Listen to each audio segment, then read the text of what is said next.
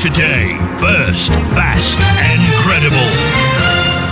Thank you so much for sticking and staying with us right here on Star today on Star 103.5 FM. Let's pay attention to some of the stories. And the IMANI Center for Policy and Education has expressed concerns that the majority of manifesto promises made by major political parties lack clarity and quantifiable metrics. IMANI believes popular manifestos from the NPP, the NDC and Movement for Change lack feasibility, potentially hindering their implementation. According to the think tank, the ineffective monitoring and procurement processes that often characterize political parties' governance when in power renders many of these political promises impractical. Dennis Asare is a senior research associate at the center, and he highlighted the challenges observed in the manifestos of the three parties. We can count about 574 promises. This is not surprising, because in 2019, when we did the ordinal assessment, we could count almost about 512 promises. So it is a pattern. Because we do manifestos, we've seen it before. And under that, you see, you also categorize it under the themes. So the lemon green is the non-quantifiable ones. And you see that most of the manifestos are centered around the economy.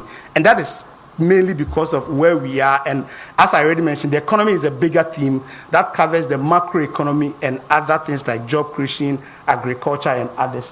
Then you see that there are more non-quantifiable promises than the ones that we can specifically say no, or the service that they want to provide.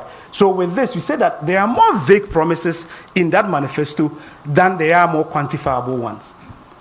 If you go to the NDC's manifesto, if we can count about 851 promises in the NDC's manifesto, and it follows a pattern. So you can also see that most of the manifestos too are centered around the economy and education and social service. Same as the NPP one too, we see a lot more non-quantifiable promises than the quantifiable and semi-quantifiable ones, which also shows some more vague promises in the political party manifesto, the NDC's manifesto. Now, if you look at Movement for Change too, same pattern, economy being the big one.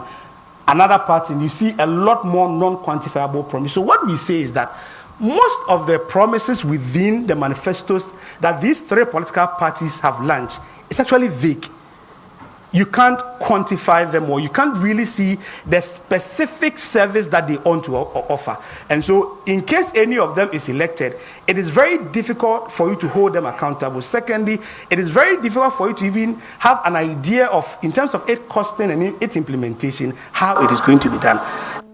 Well, you just heard from Dennis Asare. He's a senior research associate at IMANI, talking about the political party manifestos. But let's go over the phone lines now, because we've been joined by Dennis. Thank you very much for your time this evening on the bulletin, sir. Thanks for having me. Great. Now, first of all, I'd like to understand why you believe that the manifestos from the political parties are vague. Thank you. Thanks for having me, and good evening to your listeners.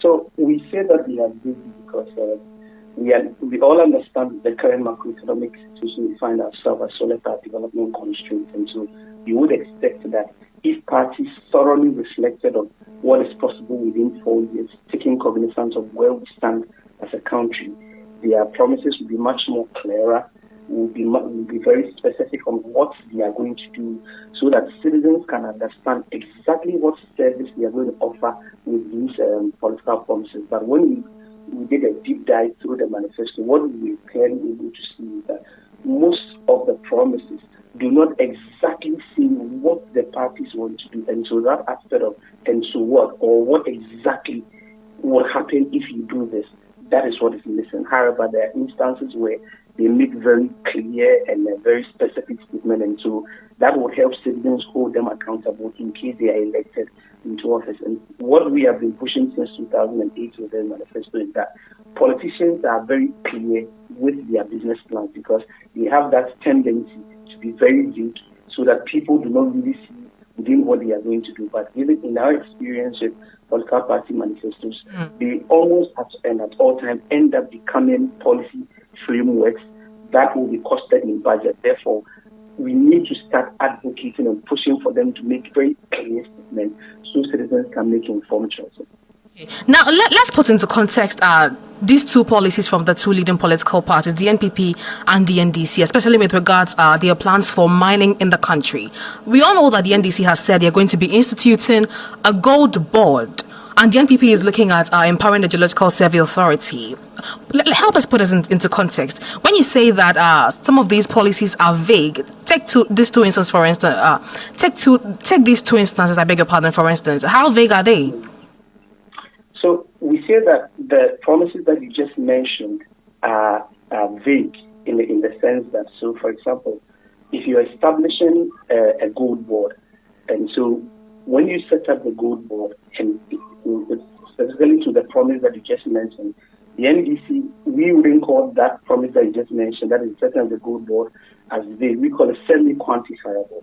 They mentioned, if you read the entire promise around establishing the gold board, they mention the specific things that the gold board is going to do to support small-scale mining. So in our assessment, that will be semi-quantifiable, because if the gold board is established, then those actions or those services can be delivered.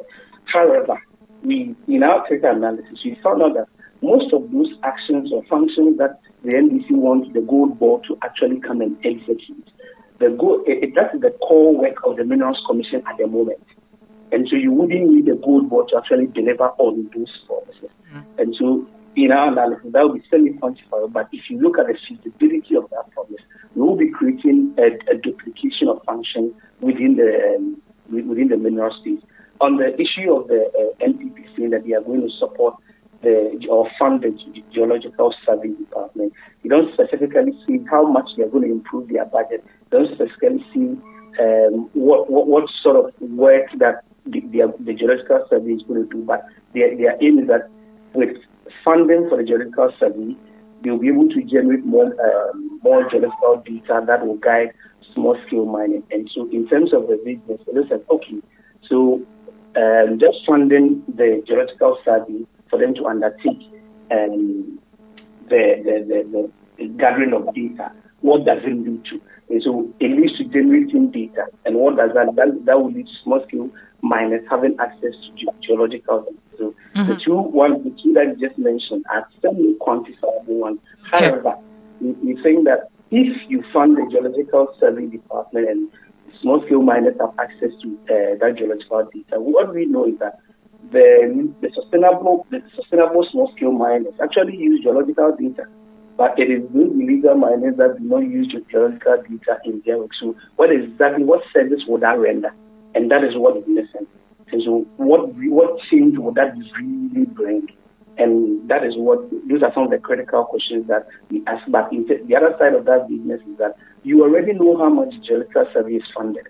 You know their budget. You know their financial constraints. So by how much are you willing to improve their funding so that you don't go and improve their funding by 2% and say that we have improved the funding of Geological Survey. Meanwhile, it is very infinitesimal and it will be very insignificant in terms of the pool of funds that they need. Geological Survey work is expensive. Exploring and gathering data, especially in the mining sector, is very expensive. And so by how much are you willing to add to the Geological Survey so that they can really move the needle? So that is the level of vagueness that will come into this NPP report. So that's how big that NPP's promise of funding the Geological Survey is.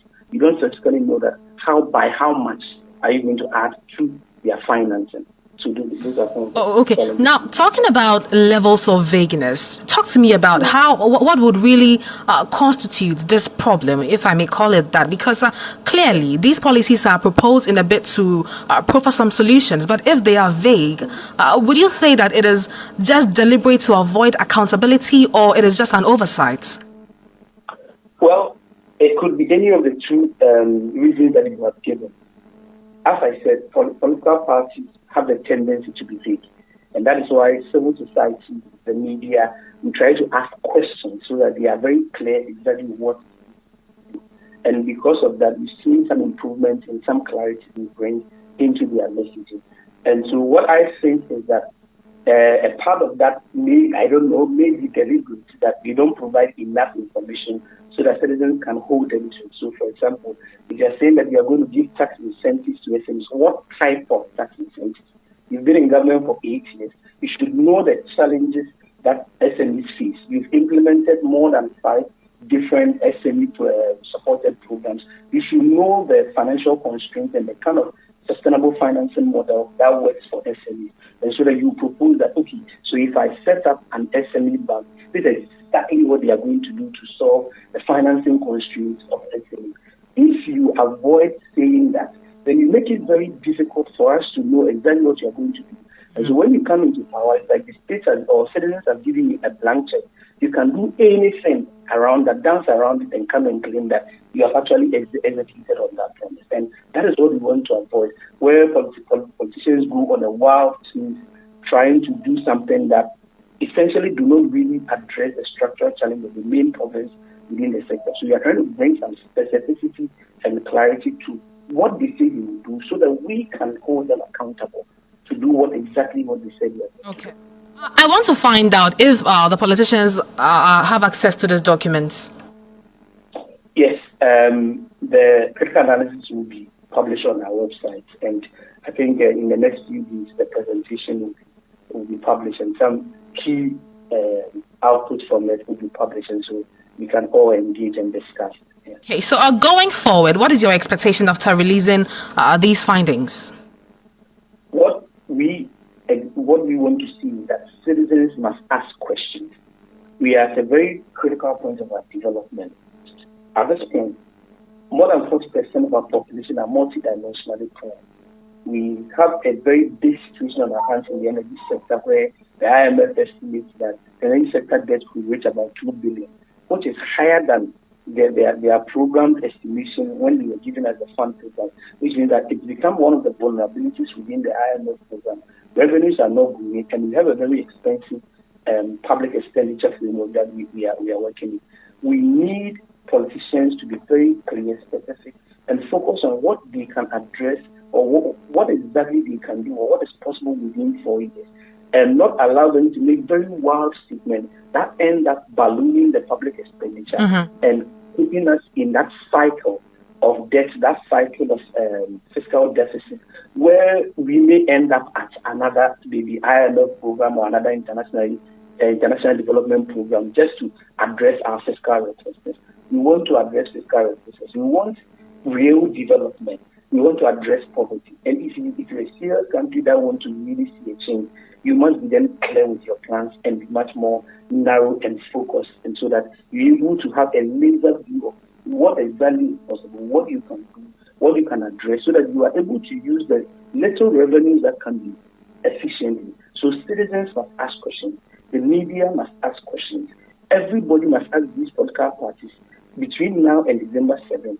We need to start interrogating them so that we move away from the slogan and the music and the dance into real questions. And so if you say you will do this, what exactly does that will solve?